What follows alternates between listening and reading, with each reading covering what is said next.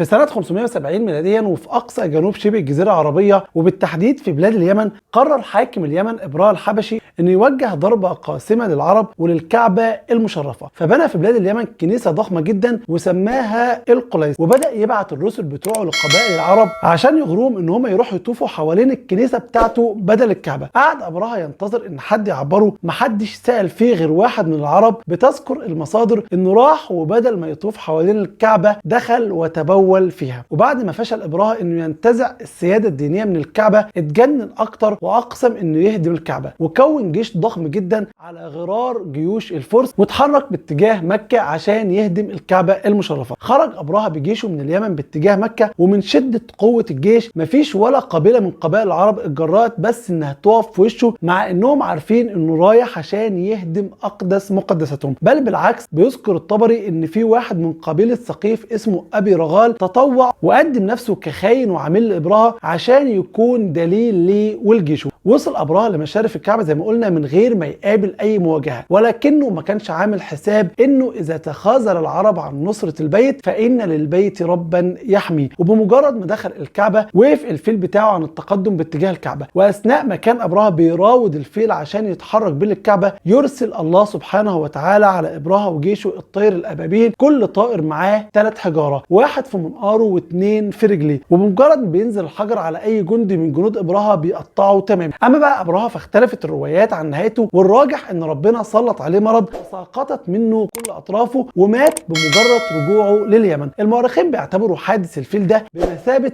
اعظم تشريف واستقبال للنبي صلى الله عليه وسلم، لان الحادث حصل في شهر محرم سنه 570 ميلاديا، يعني قبل ميلاد النبي صلى الله عليه وسلم بحوالي 50 يوم. وكأن ربنا سبحانه وتعالى بيلفت الانظار لمكه بمعجزه خارقه استعدادا لميلاد النبي المنتظر. في حلقه النهارده ان شاء الله هنستكمل معاكم احداث السيره النبويه، وهنعرف مجموعه من الاحداث اللي حصلت قبل وبعد ميلاد النبي صلى الله عليه وسلم. هنعرف ازاي وفين وامتى مات ابوه عبد الله بن عبد المطلب، وايه اهم الارهاصات اللي حصلت اثناء ميلاد النبي صلى الله عليه وسلم، وحقيقه انكسار ايوان كسرى وسقوط 14 شرفه منه، ونار المجوس اللي خمدت، وازاي كانت طفوله النبي صلى الله عليه وسلم وشبابه والحياه الصعبه اللي عاشها من وهو عنده 6 سنين، وقصه حرب الفجار وحلف الفضول وزواجه من السيده خديجه ودوره في بناء الكعبة. قلنا قبل كده ان عبد الله كان احب اولاد عبد المطلب ليه، عشان كده كان بيحبه حب شديد جدا وبيفضله عن بقية اخواته. ولما كبر عبد الله قرر عبد المطلب انه يجوزه بواحدة من اشرف نساء العرب، وهي السيدة آمنة بنت وهب. اتجوز عبد الله آمنة، وبعد شهور قليلة من الزواج ارسله ابوه في التجارة لبلاد الشام، فمرض هناك ومات واتدفن في يثرب في دار النابغة الجعدي، وكان عمره 25 سنة. المهم انه في الوقت اللي مات فيه عبد الله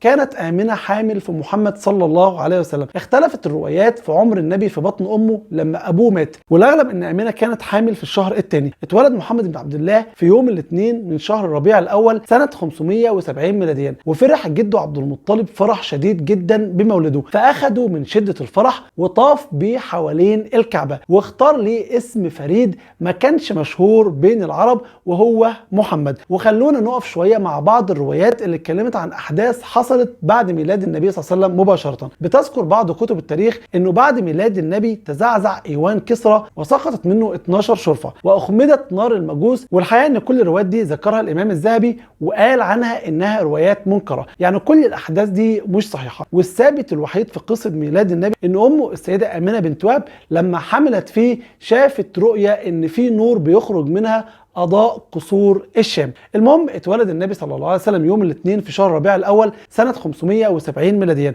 وكانت من عادات سكان مكة إنهم لما بيتولد لهم طفل بيبعتوه لمرضعة في البادية في الصحراء عشان يقضي فترة الرضاعة هناك، وده لعدة أسباب. أول سبب حفاظا عليه من الأمراض اللي كانت منتشرة في المدينة، وعشان يبقى عضو صلب نظرا لطبيعة الصحراء الخشنة، وكمان عشان يتقن اللغة العربية الفصحى.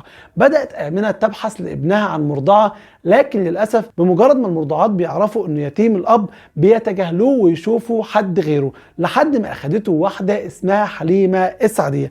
وتعالوا نسمع قصة رضاعة النبي صلى الله عليه وسلم وحياته في بني سعد من حليمة السعدية نفسها. بتقول حليمة السعدية: خرجت أنا وزوجي في سنة شهباء يعني شديدة القحط على أتان لي قمراء يعني حمارة عرجاء، فلما وصلنا مكة نلتمس الرضعاء فما من امرأة يعرض عليها بها محمد إلا وتأباه بعدما تعلم أنه يتيم، وكنا نقول يتيم ماذا عسى أن تصنع أمه وجده، فكرهنا أن نأخذه لذلك، ثم تجهزنا للعودة، وما منا من امرأة قدمت لمكة إلا وأخذت رضيعا إلا أنا، فلما هممنا بالعودة قلت لزوجي والله لآخذن ذلك اليتيم، فذهبت وأخذته، وما حملني على أخذه إلا أنني لم أجد غيره. وبتوصف السيدة حليمة بقى حالهم بعد ما أخذوا محمد صلى الله عليه وسلم، وإنهم بمجرد ما أخذوه اتبدلت أحوالهم تماما. فالحمارة العرجاء سبقت أقرانها اللي كانوا مع أصحاب السيدة حليمة السعدية،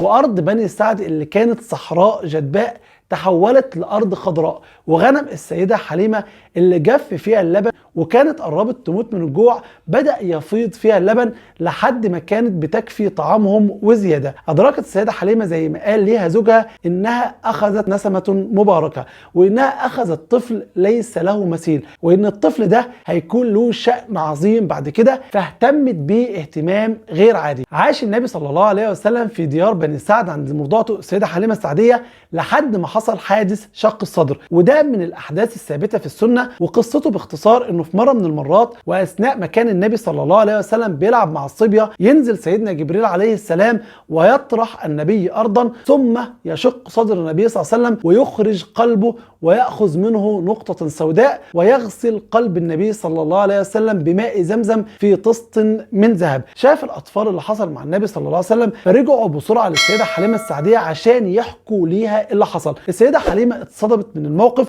وبسرعة أخذت النبي صلى الله عليه وسلم ورجعته لأمه. عاش النبي صلى الله عليه وسلم مع أمه وهو عمره 6 سنين، خرجت بيه أمه وراحت ليثرب عشان تزور قبر أبوه، وهم راجعين اشتد عليها المرض وماتت أمه ودفنت في منطقة ما بين مكة والمدينة اسمها الأبواء. وانتقل محمد لجده عبد المطلب اللي كان بيحبه حب غير عادي لدرجة انه كان بيفضله عن كل اولاده واحفاده. قعد النبي مع جده 8 سنين لحد ما مات جده، وقبل ما يموت عبد المطلب يوصي ان اللي يكفل محمد بعديه هو ابو طالب لانه عمه شقيق ابوه. وفعلا ينتقل النبي صلى الله عليه وسلم لبيت عمه ابو طالب اللي كان بيحبه هو كمان حب شديد جدا فاق حبه لاولاده. وفي بيت ابو طالب كبر محمد وبدا يخرج يشتغل عشان يساعد عمه. واغلب الروايات بتقول ان اول حرفه اشتغلها النبي صلى الله عليه وسلم كانت حرفه الرعي، باعتبارها كانت اكثر الحرف انتشارا في مكه هي والتجاره. بيقول النبي صلى الله عليه وسلم كنت أرعى الغنم على قراريط لأهل مكة. ولما وصل عمر النبي 12 سنة خرج مع عمه في رحلة تجارية لبلاد الشام. وهنا بقى بتذكر بعض المصادر إنهم وهم في الطريق شافهم راهب اسمه بحيرة واستضافهم عنده فترة، وبدأ يتأمل في محمد صلى الله عليه وسلم فوجد فيه صفات النبوة. ولأن بحيرة كان عالم بالإنجيل وعارف صفات النبي صلى الله عليه وسلم، فبسرعة بدأ يدقق في النبي، وخاصة بعد ما كشف عن كتفه وشاف خاتم النبوة. فطلب من أبو طالب إن ياخد محمد صلى الله عليه وسلم ويرجع بيه لمكة، لأن اليهود لو سمعوا عنه هيقتلوه. طبعا علماء الحديث اختلفوا في الرواية دي، في منهم اللي ضعفها وفي منهم اللي حسنها، ولكننا بنذكرها لأنها بتعتبر من أشهر الروايات اللي وردت في سيرة النبي صلى الله عليه وسلم. فضل محمد عايش في رحاب عمه، ومن الأحداث المهمة اللي عاصرها وشارك فيها قبل البعثة حرب الفجار، ودي كانت حرب بين قريش وبين قبائل قيس وعيلان. وكان عمر النبي في الوقت ده 15 سنة. شارك النبي صلى الله عليه وسلم في حرب الفجار وكان بيجهز النبال لأعمامه، واتسمت الحرب بالفجار عشان حصلت في الأشهر الحرم وتم فيها انتهاك حرمة البيت الحرام. كمان من الأحداث المهمة اللي حضرها النبي صلى الله عليه وسلم نشأة حلف الفضول، وده حلف عملته قريش في دار عبد الله بن جدعان ومدحوا النبي صلى الله عليه وسلم. وكان هدف الحلف هو نصرة المظلوم، وسبب نشأته ان العاص بن وائل وده كان من سادة قريش اشترى بضاعة من تاجر من قبيلة اسمها زبيد، ونصب على الراجل ورفض انه يديله فلوسه. فالراجل صعد فوق جبل ابي قبيس وبدأ يستغيث بمكة. فاجتمع مجموعة من سادة قريش وقرروا ان هم ينتزعوا للزبيدي حقه من العاص ابن وائل، وبعد كده عملوا الحلف ده عشان يكون ملاذ لكل مظلوم. نرجع بقى تاني لحياة النبي. كبر محمد صلى الله عليه وسلم وبدأ يشتغل بحرفة التجارة، وبدأ اسمه يسمع في مكة كلها، وخاصة انه كان معروف بصدقه وامانته. ودي حاجة كانت نادرة جدا في مجتمع التجار في مكة. سمع صيت النبي صلى الله عليه وسلم لحد ما وصل لواحدة من أشهر تجار العرب وأشرف نسائهم، وهي السيدة خديجة بنت خويلد، اللي بمجرد ما سمعت عن النبي صلى الله عليه وسلم بسرعة بعتت ليه خادمها ميسرة عشان يعرض عليه انه يشتغل مع السيدة خديجة. وافق النبي صلى الله عليه وسلم وخرج بتجارة السيدة خديجة للشام ومعاه ميسرة، وبدأت مع الوقت تجارة خديجة تزيد والأرباح تكتر أكتر وأكتر بفضل أمانة محمد صلى الله عليه وسلم. ومن كتر ما سمعت السيدة خديجة عن أخلاقه وأمانته أعجبت بإعجاب شديد. وفي مرة من المرات وأثناء ما كانت قاعدة مع صاحبتها نفيسة بنت منبه كلمتها عن إعجابها بمحمد ورغبتها في الزواج منه، فذهبت نفيسة مباشرة للنبي وعرضت عليه الزواج بخديجة. وافق النبي وكلم أعمامه اللي ما كذبوش خبر، وبسرعة راحوا خطبوا خديجة لمحمد من عمها. طبعا المشهور في كتب التاريخ ان النبي كان عمره 25 سنة والسيدة خديجة عمرها 40 سنة، وده على فكرة مش هي الرواية الأكيدة، لأن سن السيدة خديجة ورد في رواية الواقدي، والواقدي معروف انه متروك وكذاب. والخلاصة ان في اختلاف كبير بين المؤرخين عن السن الحقيقي للسيدة خديجة وللنبي صلى الله عليه وسلم عند الزواج، وايا كان الامر فالموضوع مش هيفرق كتير. المهم ان النبي صلى الله عليه وسلم تزوج من السيدة خديجة وانجب منها ولدين هما القاسم وعبد الله، ودول ماتوا وهم اطفال. وانجب منها 4 بنات، السيدة زينب اللي تزوجت من ابن خالتها ابو العاص ابن وائل، والسيدة رقية اللي تزوجها سيدنا عثمان بن عفان، والسيدة ام كلثوم اللي تزوجها ايضا سيدنا عثمان بن عفان بعد ما ماتت السيدة رقية. واخر بنات النبي صلى الله عليه وسلم هي السيدة فاطمة اللي تزوجت سيدنا علي بن ابي طالب وانجبت منه الحسن والحسين سيدة شباب اهل الجنة. دي كانت قصة حياة النبي من مولده لحد زواجه. وخلونا نختم معاكم المرحلة دي بإعادة قريش بناء الكعبة واللي حصلت بعد زواج النبي ب10 سنين. وقصة إعادة بناء الكعبة باختصار إن في سيل شديد جدا ضرب الكعبة فهدم أجزاء كبيرة منها، فقررت قريش إنها تهدم الكعبة وتعيد بنائها من جديد، ولكنهم طبعا كانوا خايفين يهدموها لأنهم لسه شايفين اللي حصل لإبرهة، وفضلوا مترددين في الهدم لحد ما جاء الوليد بن المغيرة وأخذ المعول بتاعه وبدأ يهدم في الكعبة. وقريش واقفة من بعيد تبص وتشوف إيه اللي هيحصل للوليد بن المغيرة، ولما ما حصلش ليه أي حاجة بدأوا يشاركوا معاه في الهدم، ولما هدموها تماما بدأوا يعيدوا بنائها بشكل جديد، ولكنهم اشترطوا انهم ما يدخلوش في بناء الكعبة الا المال الحلال. بدأت كل قبيلة تبني جانب من جوانب الكعبة لحد ما اتموا البناء ووقفوا عند الحجر الأسود. وهنا اختلفت القبائل وبدأت كل قبيلة تقول احنا اللي هنحط الحجر الأسود عشان يفوزوا بالشرف. حصل خلاف شديد جدا لدرجة انهم كانوا هيحاربوا بعض، لحد ما اقترح واحد من اللي كانوا موجودين انهم يحكموا ما بينهم اول واحد يدخل الكعبة.